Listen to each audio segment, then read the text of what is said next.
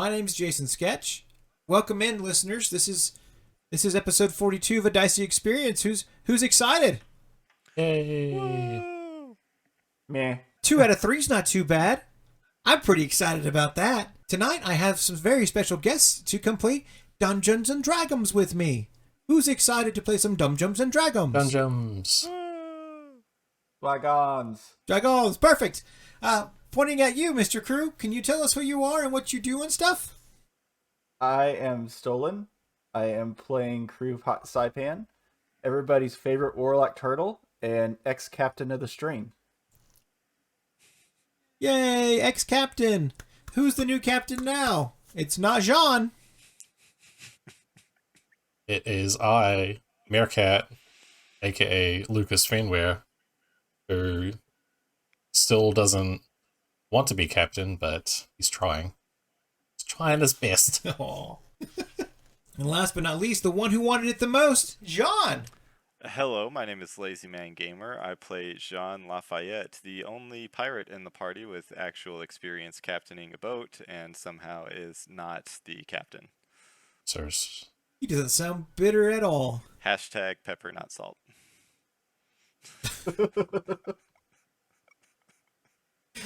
Oh, man. Well, last time on A Dicey Experience, and it's been quite a while for our players, we discovered who Nez got voted as captain. It was Lucas. Huzzah. And they spent some time walking around the boat, kind of just catching up with each other. Crew dealing with what it's like to not have an arm. Lucas kind of figuring out what it's like to be a captain and walking around and going back and forth on his toes and his heels. And Jean getting some information with of course, Captain Lucas from the wonderful new turtle, Pumbaa, who is there to give some information about the Terrarium. We ended the night with kind of knowing you're about a day's travel away, kind of excited, and there's a possibility of something strange happening to poor Drake in his bedroom until Pumbaa ran in and ended whatever prank was set up in that space. Who's ready to begin? Whoa! Jean. Oh, Jean's ready to begin. sorry, was the bit over? I guess so. So, do y'all know how long until we get to the terrarium? I'm kind of getting tired of being on this ship, to be honest. I think we're going to be on the ship a whole lot longer than we expect. No, that does not sound appealing to me. Gangplank works both ways. We're just like in the middle of the ocean. There's no like land or anything around us, right? No. I guess this is the night after you guys spoke with Pumbaa. So yeah, go ahead. It's kind of nice out. The stars are out. There's just water everywhere. You know, it's about 20. You're assuming about 24 hours, about a day's travel. Would be probably about an 8 hours travel the next day with the daylight. Just kind of depends on how Jean lets things roll. I'll look out to the horizon and I go, I think I see some land right there. You're welcome to leave if you don't want to be here. I'm not forcing you to stay. It's not that I don't want to be here. I'm ready to be back on land to get some fighting in. I feel like I have some rage I need to get out. Should have a fight club on the boat. We don't talk about that. We haven't started talking about it, or maybe I haven't been on it this whole time. Don't talk to Pumbaa. He spoils everything. Yeah. The quicker we can get to the terrarium and get the captain back to where he needs to be, I think the better. Agreed. The scene fades out as it slowly feeds back in. There you are again, Lucas, standing in the middle of the shaking castle. Your patron's hand brushes over your shoulder as her hair brushes against your face. Turn to see her. She motions with a silent finger. You watch her walk over. There's the crying man with the bowl cut, and the Nilbog behind him putting his hand on his shoulder. He's knelt down beside the Earth Genasi. You watch him cry over the Earth Genasi, grab the holy symbol, pull him out, see the spirit and him have a conversation for a moment, and then Genasi goes into the ring of crew. Patron turns to you again, motions the silent finger, and you begin to wake back up. As you stir in your bed, and this has happened quite a bit now since you've lived in there, there's been a couple of times where you've You've woken up and you felt the weight of something else on the bed sheets, and it's either Fang or Nameless who've just kind of found their way into the room and laid on top of the bed covers, like like your dog does. But at the foot of your bed, and the sunlight hasn't quite come into, well, slowly starting to come into the space.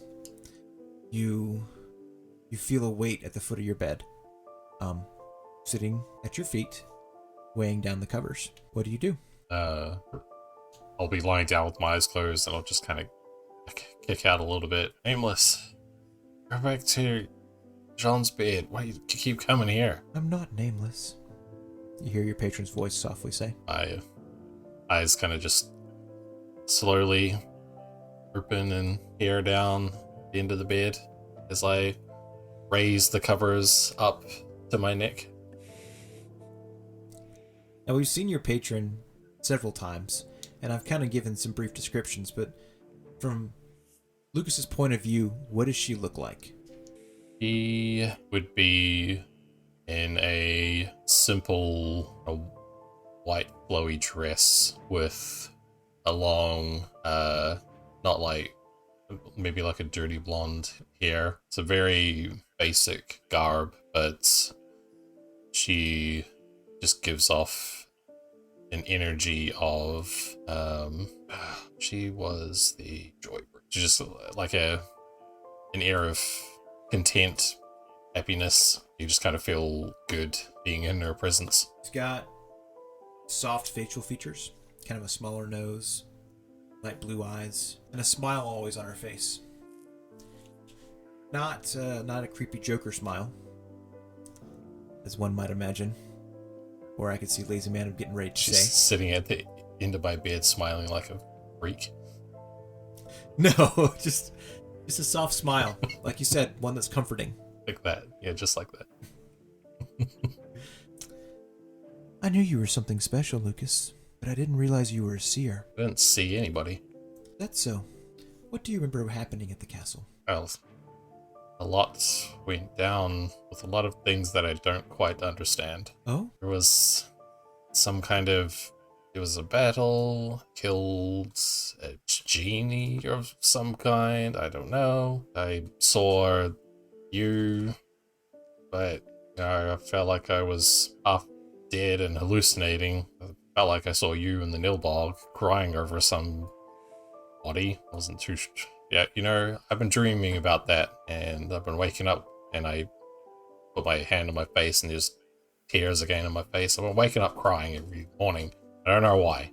Well, not only are you a cleric, but you're also a seer. Very special kind of cleric. There are only a handful that I've known since the beginning and existence of time, that can see gods in their divine forms performing divine moments. Because you're a special kind of seer that also connects with the emotions of those that are of the divine. We guardians are special in a way.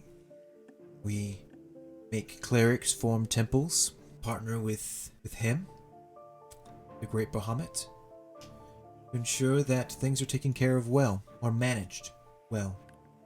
But you, the seer, are one of the few that can see these events that no other clerics can see those special moments.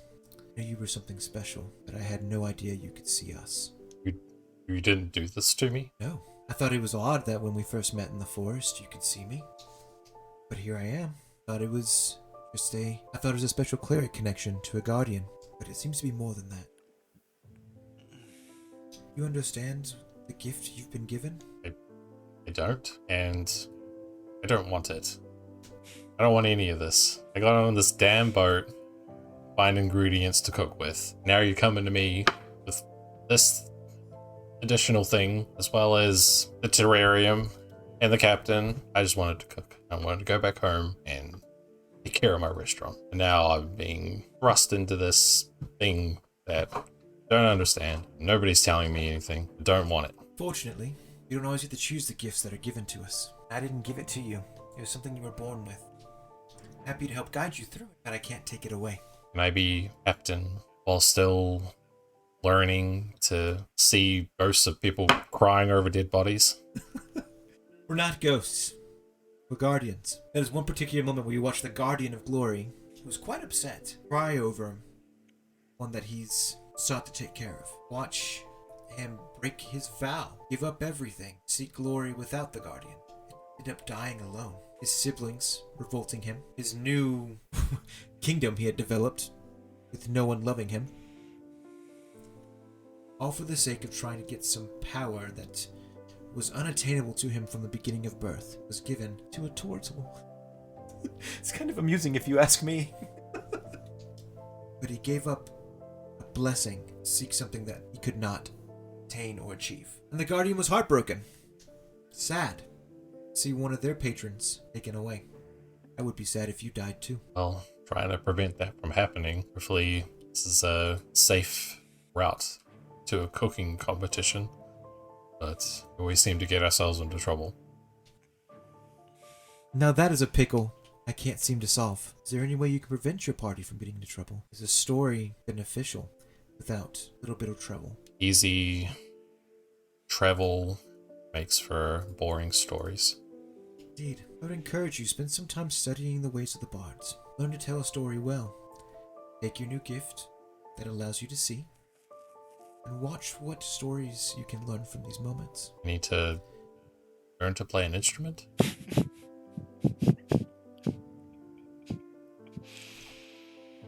You know, I think you already have. And she points to your cooking utensils. See what you did there. The music you make with your food brings quite a bit of pleasure to those around you. Stories you tell with your food, I see that. Perhaps studying a little bit of the way bards use these stories might illuminate new ways for you to share these stories with those around you. That has been my goal since I started, is to learn more, bring people the joy of food. Then I'd say continue on that path for now. And as you see more, don't be afraid to call, we can talk. Always. It is always a pleasure to talk with you. And at that moment you hear Drake's voice kind of scream out, hey Jean? It looks like a giant skeleton turtle head. Is that what we're looking for? Is Kumba around? Is Kumbo around? Yeah, is Kumba around? Just like on deck, where I can. Sure. Yeah, can I check his facial, patterns real quick and see if it looks like he recognizes this? So let me put it this way. We are in Lucas's room, hearing this outside the room. John's answer. What? What's that? Who's in Lucas? I'm in Lucas's room? No. He's just sitting in the corner. What the heck am I doing in there? We're here. Doing over there? The camera that the viewers are in, as if we're sitting in Lucas's room, right? Uh-huh. So pretend you're watching a movie and you're hearing this conversation on the outside. Yeah. So with that being said, I guess roll me a perception check to see if you can see Koopa's face. 16 plus whatever my perception is. 20. Yeah. There is a sparkle in Kumba's eye that would be brighter than the stars that you saw the night before. Why, yes, Drake, this is exactly where we were headed. We have reached the Terrarium. The boat jostles for a second. It sounds like you have some business to attend to, Captain. Oh, Your guardian nods, I nod back. pulls off a strand of her hair, and just ties it as a bracelet around your wrist. And as she finishes the knot, she fades away. Does the hair glow? Is it just a normal hair now?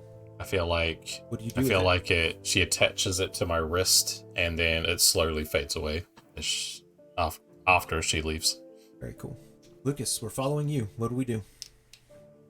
I get out of bed and get dressed. Right. You can hear crew snoring in the room next to you. And did Lucas hear the call out, the shout for the skull thing? Yes. Okay. Yeah, that whole conversation, you heard it. That was the intention, is we're inside this room, Okay. and we're hearing this conversation happening on Gotcha. the outside. Yeah, that's what I was trying to go for, and then I gotta know what's going on around me to know how I react. I'll put on my pirate captain cloak, and I'll coat, and I'll walk out and slam on the door for crew. Crew, get out of bed. And What's going on? I'll just walk to the top deck and not say anything else other than that.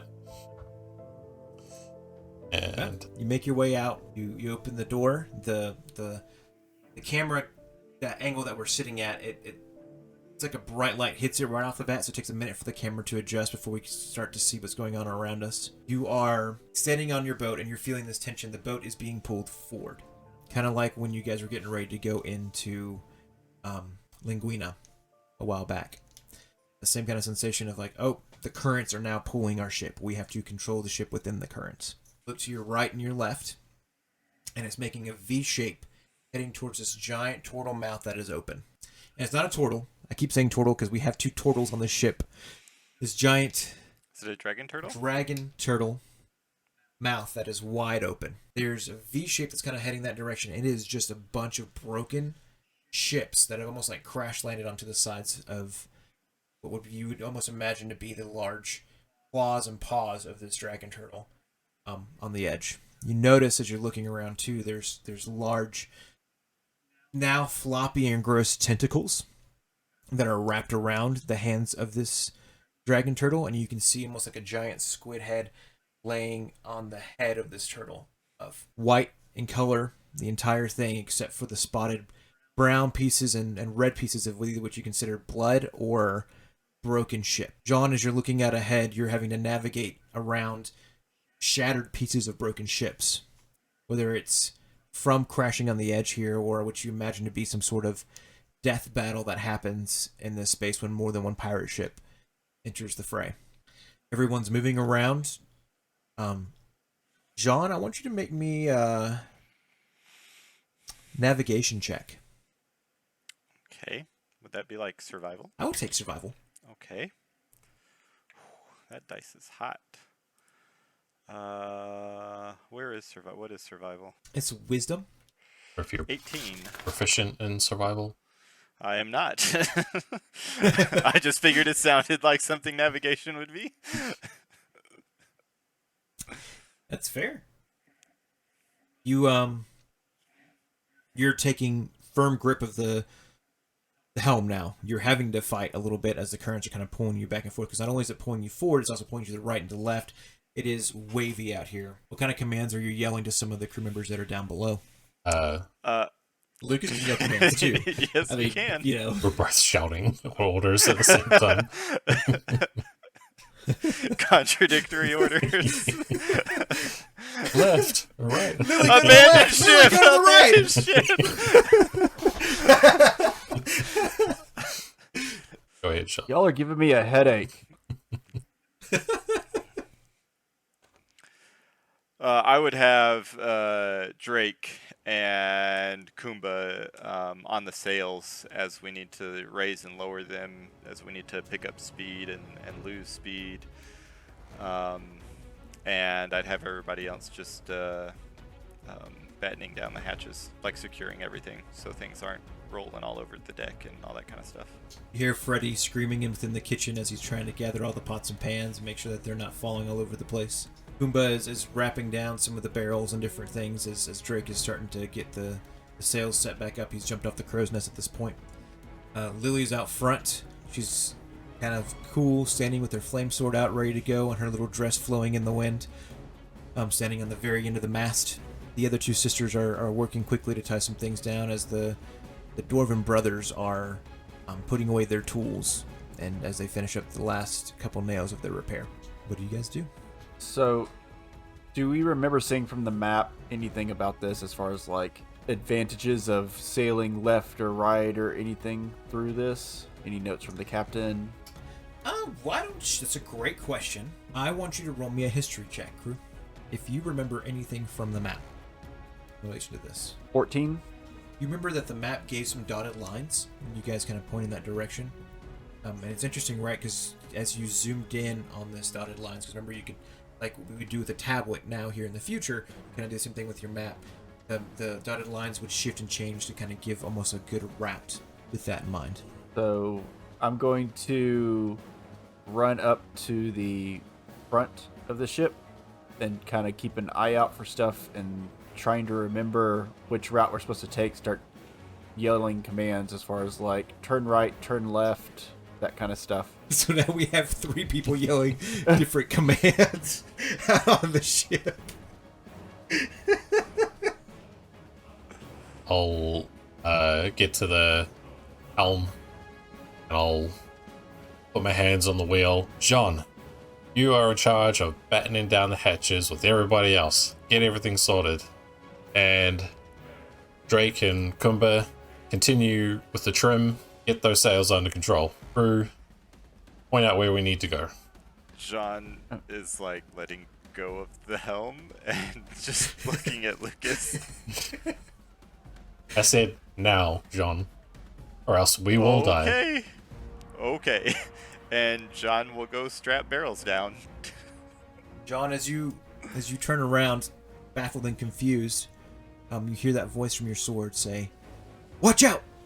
And for a flash, right, you were right next to Lucas having just turned around, and in the next flash, you're at the edge of your boat with your sword drawn, cutting a cannonball in half as it slams into the water down below. Lucas, from your perspective, you see John freeze for a moment, sword drawn, and jumps out towards the edge of the boat. Behind him is a 5-foot man, purple tint, with a bowl cut with purple hair, doing the same motion as Jean. In fact, if you watched close enough, it's almost like he's doing it half a millisecond faster than Jean. When Jean finishes cutting the cannonball in 2, the man fades from behind him. True, Jean does some crazy stunt where he cuts a cannonball in half. Jean, calm down. That's it. You hear another What is happening? as another cannonball makes its way towards you. Take cover! Who wants to try to roll to see if your boat gets out of the way of the cannonball? If you're going to say take cover, or what is somebody else going to do? There's a cannonball coming towards your boat. Do we see where these cannonballs are coming from? Yes, you will. But first, the cannonball is coming towards your boat. Man, it's already on the way. There's not much we can do. Yeah. If I see it coming, I'll shoot an Eldritch Blast at it to try and, like, deter it. Perfect. Make an attack roll. It's not going to hit. I rolled a 5 plus 6, so 11. Yeah, it whizzes past it, barely nicks it. Good news is it doesn't exactly hit it head on, but it does kind of graze it where it changes the trajectory a little bit. So no longer is it going towards the hull of your boat, but it's like kind of the corner, right next to one of the brothers' heads. ¡Hala! ¡No! ¡Tengo que reparar esta parte ahorita! ¡Hay que parar esta cosa! And everybody starts screaming and yelling as this cannonball comes flying by. I'm just going to point at John. It was him. Jean, you look out. You see where these cannonballs are coming from. You recognize the flag that flies above the ship.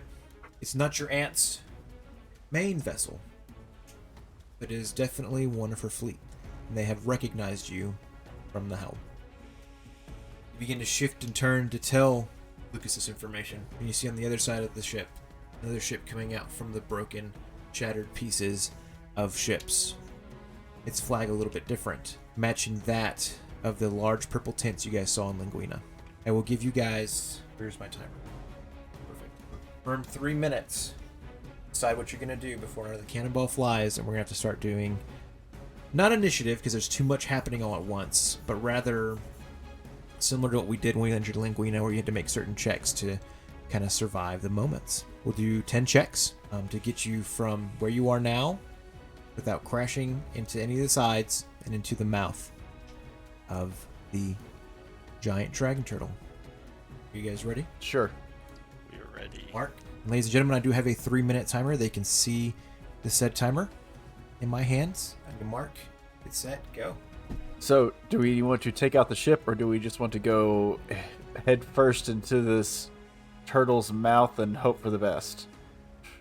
Yes, I think that one. Head first. Okay. We are Okay. completely inexperienced in naval warfare. We head straight to... Yeah. Quit saying we! No one on this ship knows how to captain.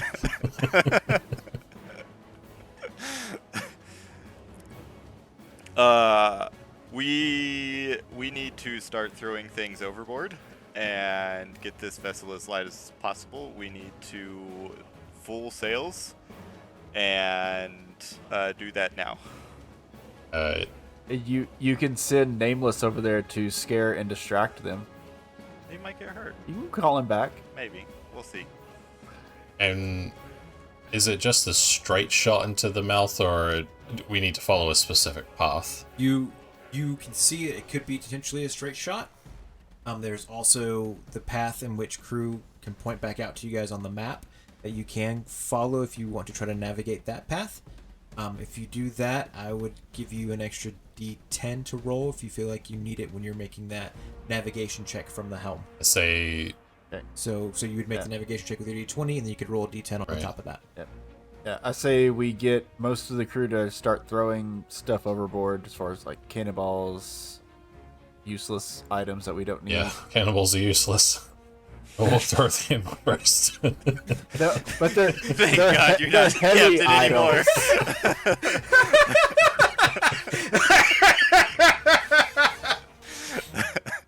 Do we even have cannons?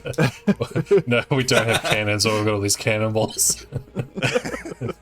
The quartermaster did a I'm terrible pretty job. sure we've got a few cannons. The brothers do run up to you, Jean, screaming, "Nuevo Capitan! Nuevo Capitan! Nuevo Capitan!" And they put 3 pistol bullets in your hand that glow orange. They say, "Bolas de fuego!" Nuevo Capitan. And I'll tap one on the shoulder and say, we're a little busy right now, but thanks for these, and I'll just put them in my pocket. They like panic for a second, and they start to just point at the direction of the other boats with their finger. Yes, I'm aware that they are there. That's what we're having a conversation here about that, to try and figure out what to do now. So, Nuevo Capitan gives him a thumbs up. Just kind of gives you a wide-eyed look, and they look at each other, and they do this motion to each other, and start making their way back out to batten down the hatches and stuff. How much time do we have left? I took about 30 seconds of that time doing that, so I'll give you about 30 seconds. All right. Throw shit overboard. Navigate with crew. I'll steer, and everyone else can just help with the sails. That works. Let's do it. So Lily, give me that fire sword. She turns, and there gives you a glare that could kill. I'll give it back, I promise. It's all for visibility. 30 seconds are up. She jumps down and begins to run towards you. At this point, I do need you guys to pick one person from your team to roll initiative for your boat, and I'm going to roll initiative for the other 2 vessels. We're just going to do straight D20s. Not me, Does that sound because fair? I am rolling like crap tonight. That is not fair. I have a +9 to initiative. I have a -2. We'll take crews. Straight D20s. One of you also pick a straight D20. Lucas, you got it. roll You're captain. Yeah, I am. We'll hold you responsible for whatever happens. 11. 11, okay. It's going to be you, then the ant ship, and then the purple tentacled ship. Who are these people? So you guys... What do they want with us? I don't recognize either of them. They're from my aunt's fleet. Both of them?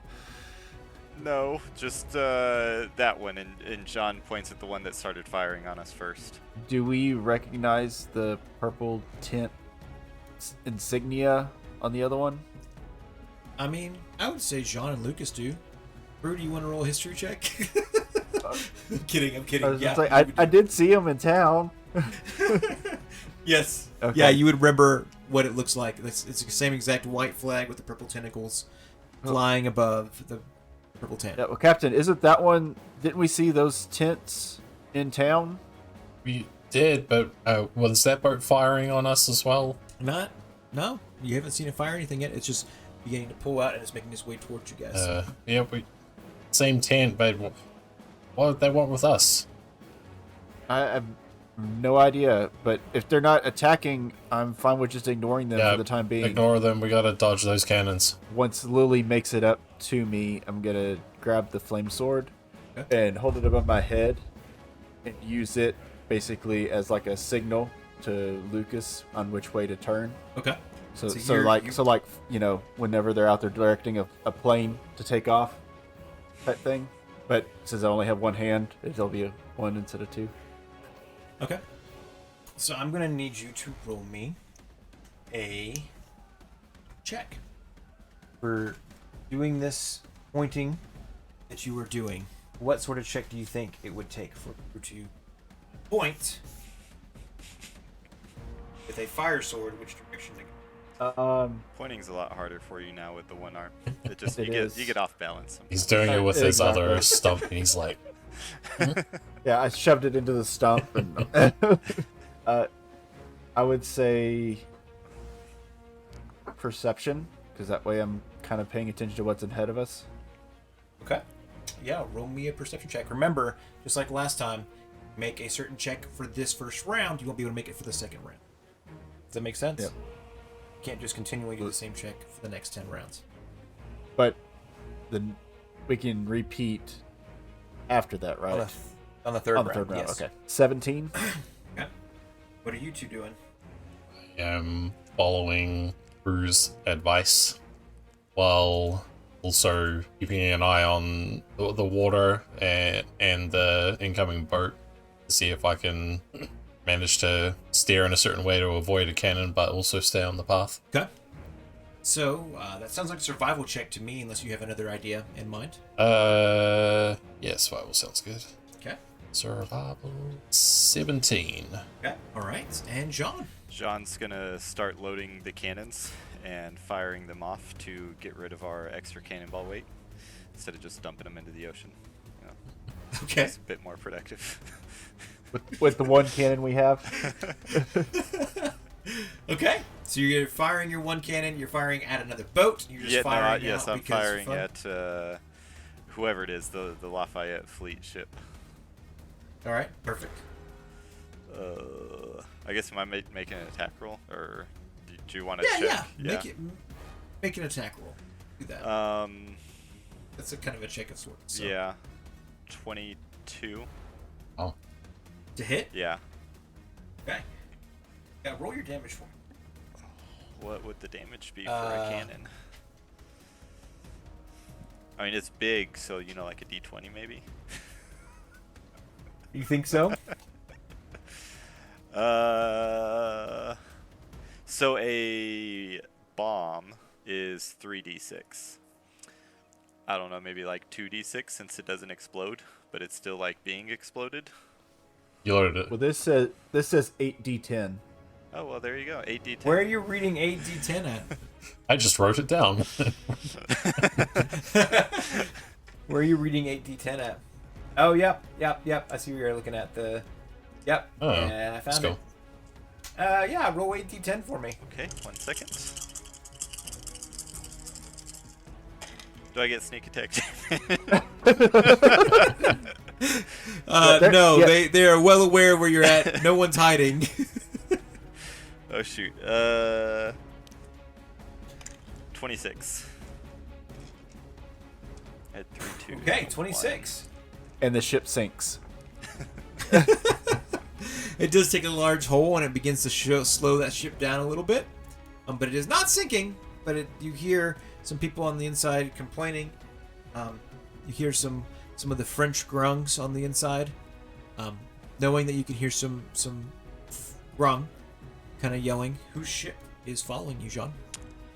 It's that Whose do you assume? nasty scar-eyed whatever he was. The Knoll? Yeah? No, not him. I'm just asking. I mean, that's who I assumed it was. Well, I mean, Fleeska. Fleeska, that's his name. think it's Fleeska? Yeah. Didn't Fleeska go off north? Yeah, but So. he's crafty. All right. So it's Fleeska. Or is it Fleeska's- Merp? That's what I was trying to figure. Yeah, Merc. Merp, he got tetanus and died like 3 years ago. From like his cousin's cat.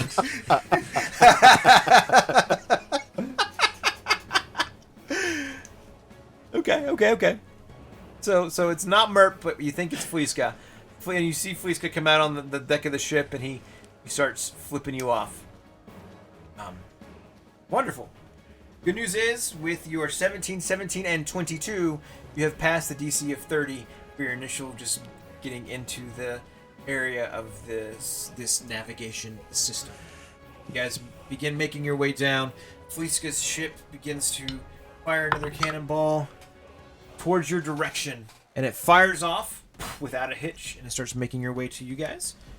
As you guys are whipping down the waterway here, dodging what looks like you have about 6 barrels ahead of you that are just kind of floating in the water that you know you're going to have to navigate around as you get closer. So you start kind of having to prepare for that. That's what's coming up next. And the other ship slowly begins to make its way closer to you guys as it begins to just moving on in, is encroaching on your left side there with Fleeska's ship on the right. This cannonball has been just flown in from the right as Fleeska's ship slowly turns towards you guys, even though it has a hole in the thing there. This cannonball's coming, you have to dodge these barrels, and the other ship's coming in on your left that looks like if you try to weave to the left, you're going to crash into it. What do you guys do? And how do you navigate through this issue, ladies and gentlemen? With a DC of, I'm going to write that number down now. There's barrels in the water. There are like 6 large barrels in the water up ahead, kind of like a barricade ahead. So you know if you slam into it, it may not be awful, but it also could cause some damage that the brothers will be very upset about. If you were captain, you'd know, like, maybe it could get caught in a rotor. You know, if you had experience, you know, with boats. We're going to go over the... Duke's a hazard over these things. Yeah. Lily, jump it. Lily looks at her little plastic hands and realizes she can't flip you off, so she raises one hand in the air. High five.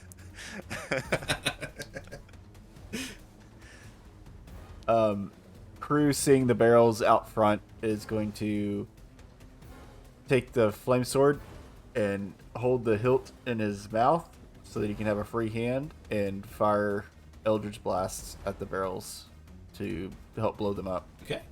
Make an attack roll, or spell attack roll. 22. 22. Okay. They do fly out. Make your damage. It is 10s. Can't find my 10. There it is. 9. 9. You watch as your Eldritch Blast. Remind me what it looks like again. So it's basically a purple beam that almost shoots, kind of gathers up in my palm and then shoots out very fast. What code did you select in your It is lightning. lightning? Okay. So you watch as it kind of cackles and flies out and slams into the barrel. Yes, and then watch as the barrel explodes. Then you realize there's a larger explosion as the oil that was in some of the barrels and cannon powder was in some of the other barrels is now causing a large flame wall to appear. All right, who's next? Well, You have now raised the DC. So there's a giant flame wall in front of us, but also there's a boat that we can crash into in front of us. There's a boat on your left that you can potentially crash into. There's the Fleeska's boat's far enough away on the right that if you tried to weep towards the right, you don't feel like you're going to crash into him, but that does make you get closer to Fleeska's boat. There's a firewall in front of you. We'll go to the right, closer to Fleeska, and stare around the flame wall. Okay. So, make me a check. Can't be survival. It's just a dexterity check for the level of accuracy I need to move the wheel to get around the wall. Okay, I'll take that. Oh, natural 20. yeah. Nice. And what is the... I have no dexterity, so just 20. That 20. Okay. All right. John, there's a cannonball coming your direction. There's a firewall suddenly in front of you that you hear boof, when this big firewall shows up. See this other boat slowly moving towards you, and there's a quick whip to the right with the boat. What do you do, Jean? As the boat whips to the right, I get pressed up against the railing and I look over the boat. Does there happen to be a friendly whale in the water next to us? Friendly whale? Just by chance.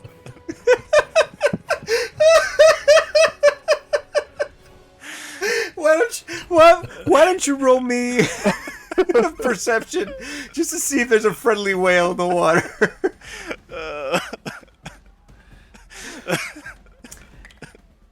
Oh, it's so good. 22. 22.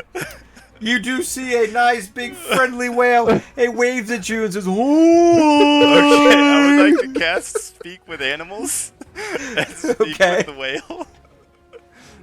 Okay. Mr. Whale, sir. Or madam. Yes. Do you see that fire in front of us by chance? Yes. Could you be a deer and just blow some water from your blowhole on it for us? Roll a persuasion check for me. Natural 20 plus 9, 29. Wow. Oh my god. Well, needless to say, you guys passed this check with flying colors. You guys watch as this cannonball's coming, and you hear Jean almost leans over the edge of the boat, and you think first he's just moaning because his body's slammed against the edge, and then you realize, no, there's something responding in the same tone of, ooh, ooh. This giant water just comes out of the blowhole, flashes in the air, knocking the cannonball out of the way, and washing the water over the fire out in front of you and moving some of the oil closer to the direction of the left of the other boat. You guys pass this check. Let's see what the other boats do. Fleeska begins to move his sails and tries to sail in a little bit closer to you guys. Looks like he's trying to command some folks to get ready to board your ship. But there's still a good 2 checks, you think, at this point in time before you So, get there. so we got closer to them as well as them getting closer to us. Is that right? Okay. Yes. Yeah. They're still far enough distance away that they could potentially fire cannonballs, but they're making more of an effort to, instead of waste their turn firing another cannonball, they're going to just try to move closer to board your ship. How far away are they? The 2 checks away. So this check and then the How far following away in check. feet? In feet. I'd say about 600 feet. Okay. Dang. Okay. The other ship doesn't fare so well with the fire now moving their direction because it is oil still on water, so there's still some fire burning, and they begin to have to make a sharp left turn to move away from you guys, and as they're turning, some of y'all begin to notice there are some tentacles that kind of help push them out of the way from underneath the water that are coming out from the bottom of the boat. As you guys, some of y'all who've played Baldur's Gate 3, kind of like the Nautiloids, these giant tentacled ships that the wonderful purple brain Mind Flayer. people, Ithalids drive, Mind Flayers drive. Similar to that, it doesn't look like a whole Nautiloid in general, but definitely like a tentacle very similar to that coming out from underneath to kind of help navigate the boat away from the fire. Though it seems like it did get burned and did touch the fire, and it was its attempt to push the boat away. You guys did make it past the fire and the big explosion. Looks like crew was not ridiculed for this explosion as of yet. Begin to see a strange, as you're moving towards the right, it's almost a strange section of an island of just a bunch of crashed boats. It looks like there's a rock that kind of just comes up from underneath there. If you were to look close enough, it's one of the teeth from this giant dragon turtle that's kind of floated out and kind of lodged into something in the ground there, and a bunch of ships have crashed into that. If you keep continuing to turn right, you are going to slam into it as well. Knowing that Fleeska is moving in closer and this other ship's moving away, these are the things that are coming towards you guys.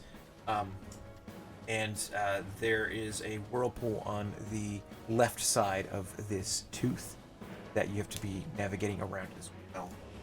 He's not terrible. So there's a whirlpool on the left and a tooth on the right. So there's the tooth, there's ships crashed around it, and then there's a whirlpool that kind of flows right to the left of it. So not at a distance, but like right next to it. Okay, so there's not like a gap in between that's like right there. Okay. Correct. There's a gap if you want to try, but it's super tight, and there's a high chance that you will hit some ships. I will definitely raise the DC by a lot if you choose to go that direction. Yeah. Okay.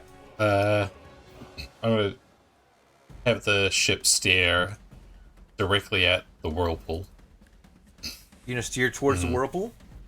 and Okay. when we get within 300 feet of it, I'm gonna cast Control Water, which lets me cast my own whirlpool of 100 feet of square feet of water, and I'm gonna make it go the opposite way of what the whirlpool is traveling. That's really cool. Take that, DM.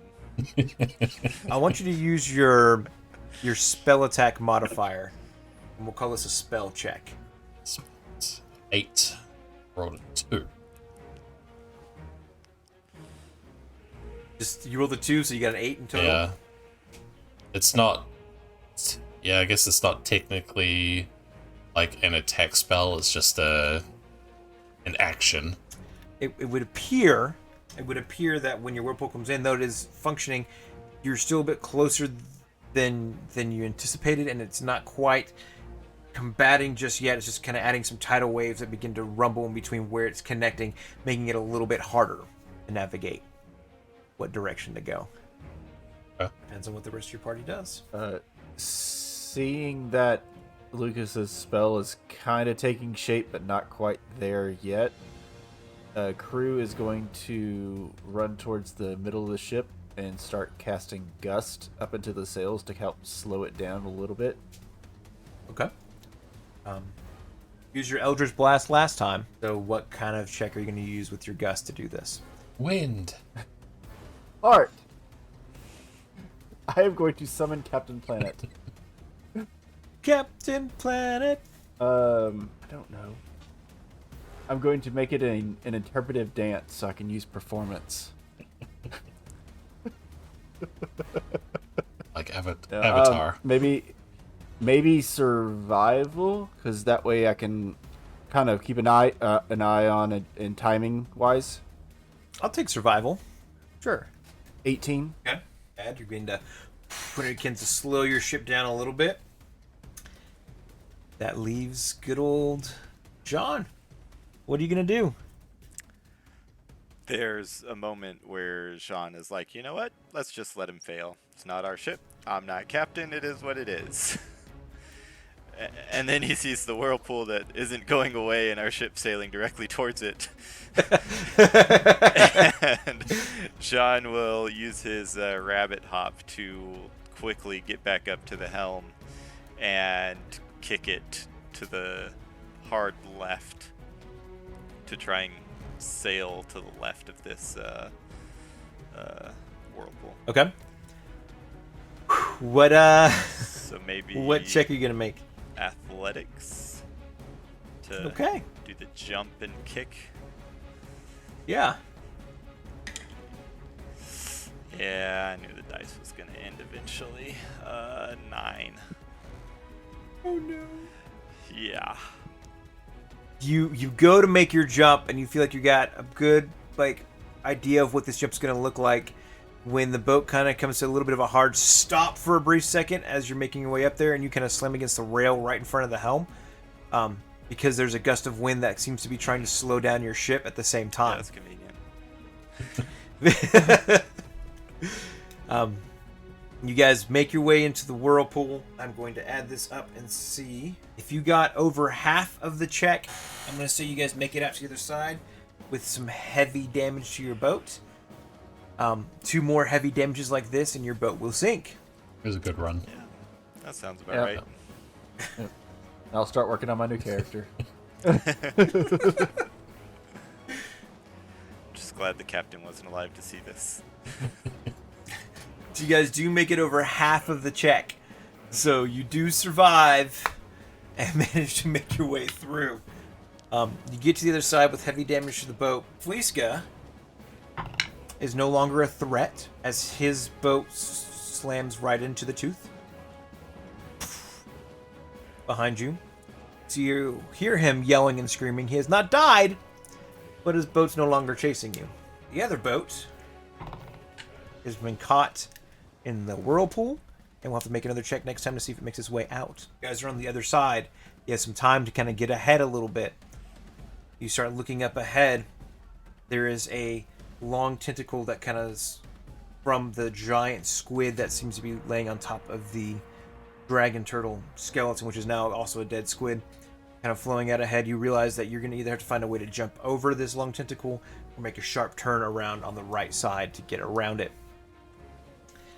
The water is picking up a little bit faster at this point. You guys do. Is it like, I'm assuming it's not a skeletal tentacle, it's like still flapping and flowing? Yes. Okay. Kind of like, think of like a dead snake in the water. It's not, it's there, and you know, like if you pick it up, it's going to just kind of a feeling. You feel like if you stepped on it, it might not, it might go down a little bit. But I mean, this thing is thick enough that you look at it, you're like, that is like 100 feet in diameter at the very least. A lot of feet, right? Yeah, it's large. Yeah.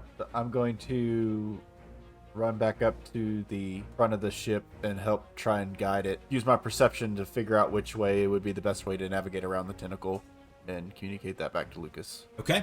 What check do you want to make for that? For Perception. okay. For a 7. 7. Just can't quite get a good grip on what direction you should be going. But maybe it's a pretty good idea to try to go towards the right.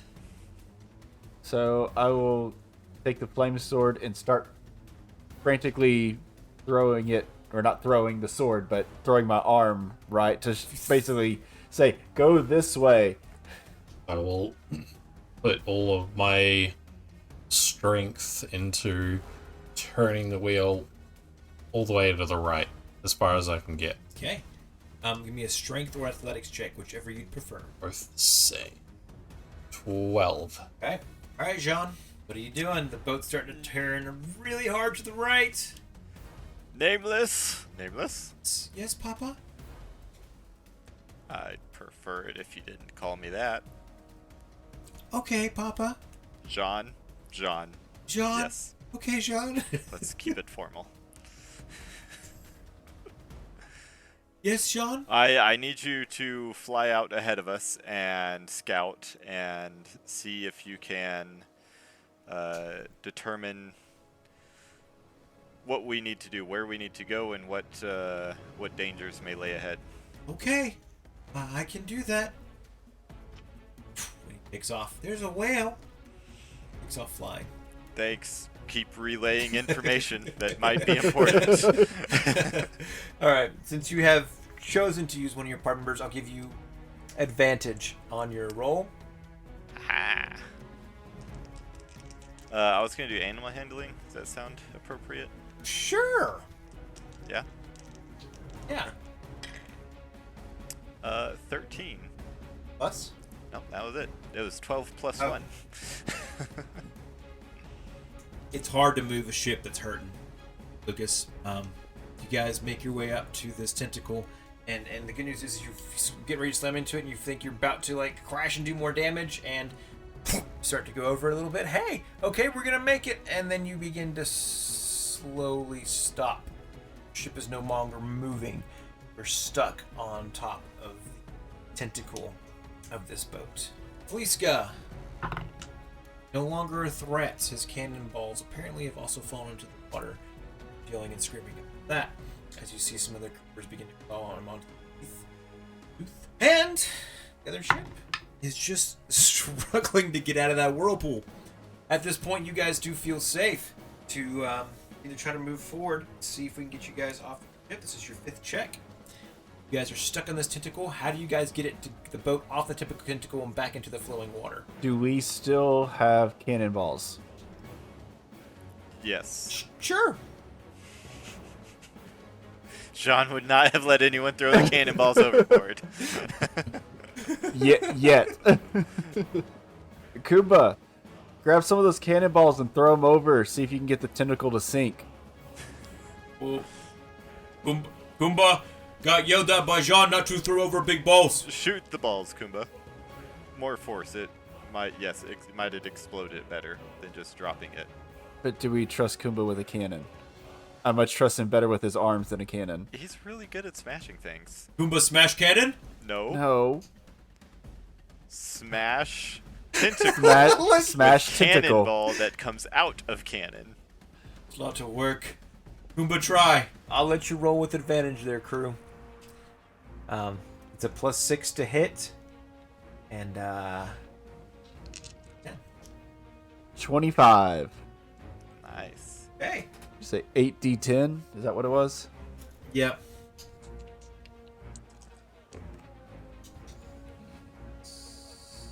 Nine, 25, 38. A lot. A lot? A lot. Okay. 38 plus 17. 8 plus 17. Awesome. You watch as some of the large tentacle begins to float off in the distance. You kind of hear it kind of go poop, poop, poop, poop, poop as he fires it in, but it does begin to tear a big hole, and you see the end of this tentacle begin to kind of float away. Your boat begins to lean to the right a little bit. Lucas, Jean, what are you guys doing? Put the gear into fifth and speed away. Okay, how do you put the gear into fifth on a big boat? Back the sail. I can't remember. Put the sail to full. All sails full. All sails Yep. full. Okay, so you're giving a command. Yep. Give me a persuasion. Sweet. 12. 12. Okay. All right. People begin to kind of look a little bit, still a little getting used to yourself and your title, but they begin to slowly unwrap the sails and get them open. The wind begins to a little bit. John. Nameless, what you got? What's up ahead? Oh, man, there's a lot of dead bodies and some ships. I would be careful navigating around some of the ships and the rocks that are up ahead. But nothing too crazy for the next few minutes. Just ships and rocks? Just ships and rocks. Okay, that doesn't sound too bad. Easy. Yeah. Lucas, it looks like it's just ships and rocks ahead. Oh, And dead bodies, but I'm sure that's incidental. I'll get out the way. It looks like just after we get past this tentacle, we'll be A-okay. Okay. What are you just having a conversation with Nameless, or? Yeah, I mean, like, we're on our way, right? Okay. Sounds good. I will. Do you want to make a chicken? I will get some food from the kitchen and use my dexterity to throw it over to the whale who was so kind to us earlier. Okay. We don't need to do anything else. We're free and clear. That will be a 15. 15. Throw the Okay. food to the whale. Wonderful. The whale has nothing to do. It's just. Oh, thank you. You're very welcome. Much appreciated. And, We're going Freddy's to the terrarium if you'd like to come along. what are you doing? Why are you throwing things at that whale? He helped us. That's Crew's favorite lunch. So Uh. why don't you take it up with the whale? Looks over in the whale. I don't want to go. Thank you. You're very welcome. Have a great day. You too. As you slowly begin to go ahead, you're not wrong. Nameless was not wrong. There are a bunch of dead bodies. They seem to be tied to barrels floating in the water. They are bloated. See, each of these dead bodies have kind of a flint and steel in their hand. So, fireball. See, as you're realizing, if you were to hit these just right, they might cause a spark, which might cause an explosion. And there's about like 60 of these things out. I need a fun check. Yeah, we'll do a fun check. Before we do anything else, I need somebody to roll me a d20. Odds, they're just dead bodies. Evens, they're undead. Crew. Zombies. Me? Why me? Lucas did the last one, and I don't want to. 13. 13, they're odds, so they're just dead bodies. Okay. The scene is set. What do you guys do to navigate? And you have to weave through these things because they're kind of all over the place. 60 of them. I used attack on my last one. Okay, never mind.